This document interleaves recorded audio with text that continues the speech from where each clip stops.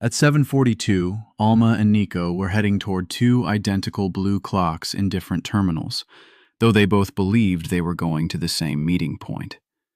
As they passed each other while looking at old photos, Alma's suitcase rolled over Nico's shoelace. "An efficient way to stop me from escaping," he said. Alma looked up. The man had a beard that was not in the photograph, and a smile far too calm for someone who had nearly been knocked over. "I haven't decided yet whether you're worth detaining." He gave a short laugh. Alma liked the sound of it, which struck her as an excellent reason to keep walking. Nico watched her head down the left corridor. Short hair, amber-framed glasses, and a gray suitcase commanded with military discipline. Alma's photo showed long hair and no glasses. He thought the stranger had been more entertaining than most of his airport conversations. Then he turned right. The corridor split beneath a temporary sign pointing toward the North Terminal and the Garden Terminal. Construction sheeting hid the smaller notice, explaining that there was a blue clock in both terminals. At 7:45, Alma took her place beneath the blue clock by a cafe. Nico leaned beneath an identical one beside a closed bookstore. They both wrote at almost the same moment. "I'm under the blue clock. I can't see you." They had arranged the meeting 3 weeks earlier, after crossing paths on a music forum and discovering that their layovers overlapped for 50 minutes. First, they argued about a song. Then they debated whether airport coffee could count as a first date. Finally, they discussed punctuality. Alma insisted that a clock should be set 7 minutes fast to neutralize human optimism. Nico called that temporal smuggling. She had a flight at 9:04 and a later connection to Lisbon. She would arrive after the concert began, a concert she had spent months saving for. But she was on the waiting list for an earlier nonstop flight that would let her hear the first song from her seat. She had refused to pay for that flight when she booked the trip. It cost the equivalent of 3 nights' accommodation. The waiting list was the only option that fit both her budget and the plan she had built around the concert.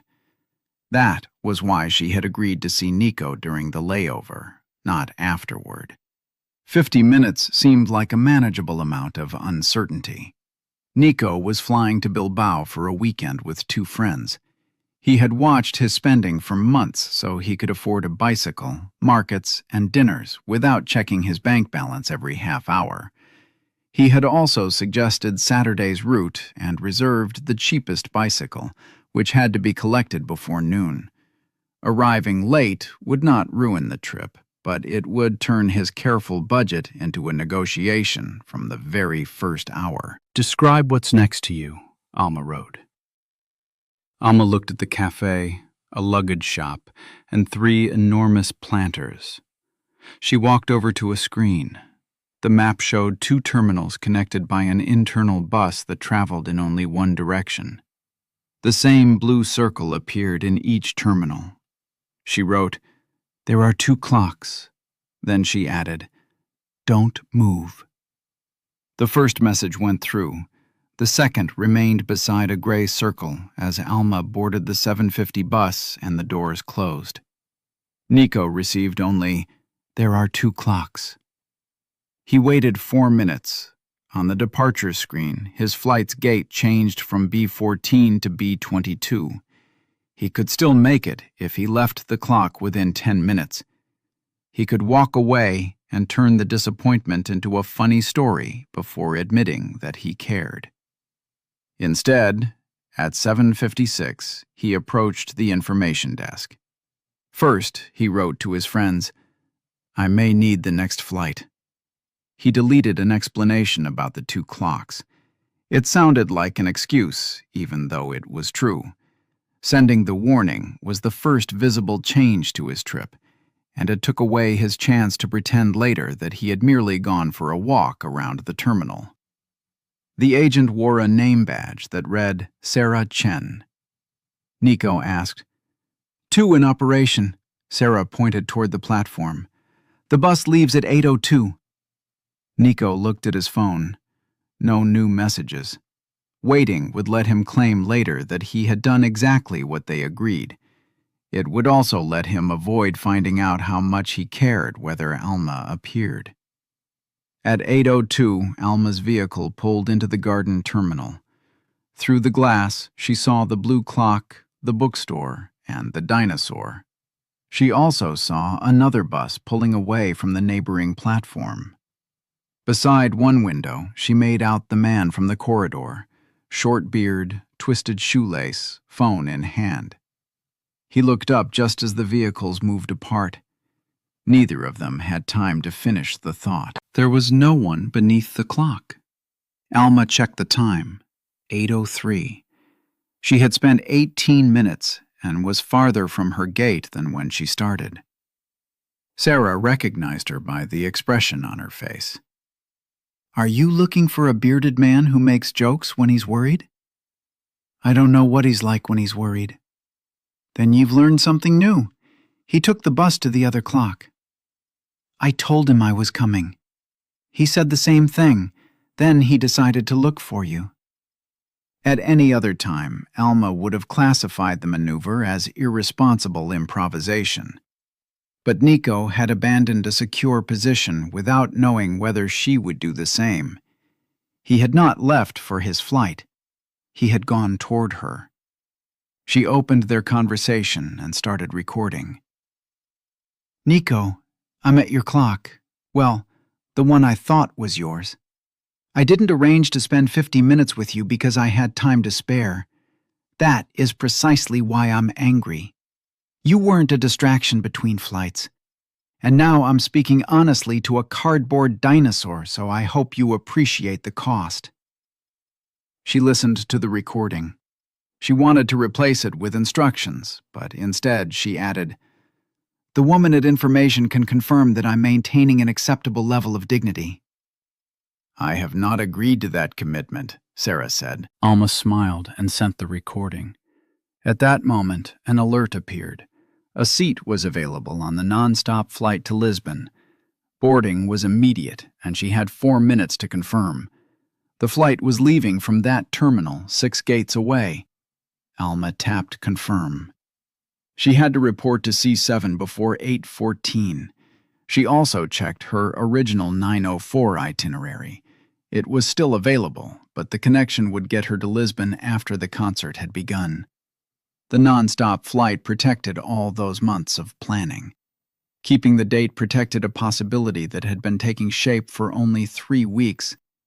She could not present one option as sensible and the other as absurd. Both defended something she had chosen. She could still see Nico another day.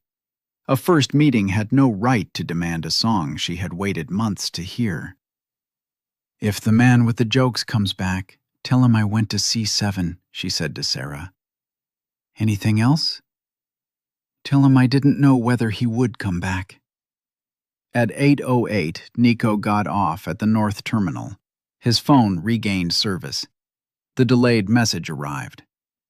"Don't move. My clock is already 7 minutes fast for both of us." Then came the voice message. When he heard it, he stopped. That controlled precision, the pause before precisely, the irony used like a handrail. It was the voice of the woman who had rolled over his shoelace. He opened the photograph and, for the first time, ignored the long hair. He recognized the raised eyebrow and the smile she had tried to hide. "I already saw you," he said to the phone. What a complete display of incompetence. He called the information number shown on the map. Sarah answered. "I'm the man who disobeyed your excellent advice." "You'll have to be more specific." "The one with the 2 clocks. Is Alma there?" "She's heading to C7. Nico saw on the screen that the bus would pass B22, his own gate, before returning to the bookstore. "I need a public announcement." "This is already becoming rather undignified." This time, Nico did not use a smile to make what he was about to say feel less important. Announce, Alma Rios, Nico is waiting for you beneath the clock that runs 7 minutes fast. That won't help anyone except Alma Rios. That is exactly the point. Get on the bus, Sarah said. I'll make the announcement. At 8:12, Alma reached C7. An employee checked her boarding pass. It's the last seat. You can board now. Beyond the glass waited the plane that would preserve her months-old plan intact. The first song, the lights going down, the pleasure of organizing something well and watching it happen exactly as intended. Then the speakers crackled. Attention, Ms. Alma Rios. Nico is waiting for you beneath the clock that runs 7 minutes fast. Several people looked up. The employee smiled. That's specific. It is. Alma checked her original 9:04 reservation. It was still confirmed, and she had enough time to return to her gate. If she let the non-stop flight go, she would arrive after 2 songs, maybe 3. The concert would still be there. Nico might not. She did not know whether he was irreplaceable, but the gesture was. He had spoken a joke belonging only to them in front of an entire terminal. Can I keep my earlier itinerary? Yes, but we'll give this seat to someone else. Alma pulled her boarding pass away from the scanner. Give it to them. Are you sure? No, but I am being precise. A woman waiting beside the desk received the seat with such joy that the decision hurt a little less while still costing exactly the same. Alma did not write to Nico. She did not want to turn her choice into an invoice sent in advance. She took hold of her suitcase and started back toward the blue clock. At 8:14, the bus stopped outside B-22.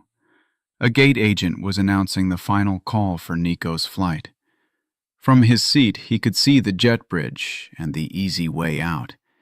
If he got off, he would reach Bilbao as planned. He would not have to explain why he had spent an absurd part of his budget on a woman he had technically seen for 15 seconds without knowing who she was. His phone showed a reply from his friends. You can collect the bicycle late, but they charge a change fee. Your call. Nico was grateful they had not added any advice. The penalty already had a concrete shape. Fewer dinners, a shorter ride, and an unavoidable explanation when he arrived. It also had a concrete alternative. Get off now and preserve the trip he had organized. The driver looked at him in the mirror. Are you getting off? Nico saw the blue face of a distant clock reflected in the window. No. The doors closed. Changing to the 11 o'clock flight cost almost exactly 2 dinners and the bicycle rental. Nico grimaced, selected the later flight, and paid. Then he wrote, This time I really am staying put, more or less. The message remained pending as the bus entered the area with no service. At 8:22, Alma reached the clock by the bookstore just as the bus pulled away. She bent over, breathless, with one hand resting on her suitcase. There was no one beneath the blue clock. This story is exhausting even for a professional observer, Sarah said. Did he come back? The bus just arrived, but I didn't see him get off. Alma felt her decision turn into an uncomfortable hollow. Perhaps Nico had taken his flight. He had every right to. She had made her choice without guarantees. Then she heard a voice behind her. Excuse me, have you seen a dangerously precise woman? She has a suitcase with aggressive tendencies. Alma turned around. Nico was approaching from the side corridor.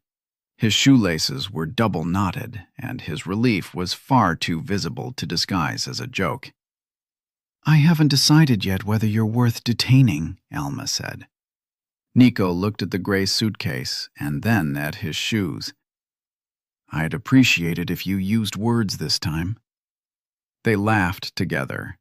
They had just realized they had already met before they began looking for each other. You changed your beard, Alma said. You changed almost everything that would have made you recognizable. Old photographs favor people who arrive early. I arrived early. At the wrong clock. So did you. Don't confuse symmetry with innocence. Nico looked at the departure screen. Your nonstop flight? It left without me, with a much more grateful passenger. I changed mine. Alma saw no triumph in his face, and no expectation that the expense had purchased him anything. How much? 2 dinners and a bicycle. That's reckless. You've lost the beginning of the concert. That was included as a potential risk. You've turned a date into an audit. And you've turned a budget into fiction. Sarah pointed toward a nearby cafe. I suggest you argue over there before someone discovers a third clock. They shared a small table, 2 coffees, and a breakfast that Nico described as a croissant subjected to interrogation. Without the protection of a screen, Alma admitted that she had agreed to the date because Nico remembered details without using them to manufacture intimacy. Nico confessed that he had suggested the airport because a date limited to 50 minutes seemed easy to keep light. And did you want it to be light? She asked. Nico turned his cup in his hands. I wanted to be able to say yes. Keeping it light was how I avoided being frightened by the fact that I had said it. Alma took out her phone, opened her calendar, and found a date the following month.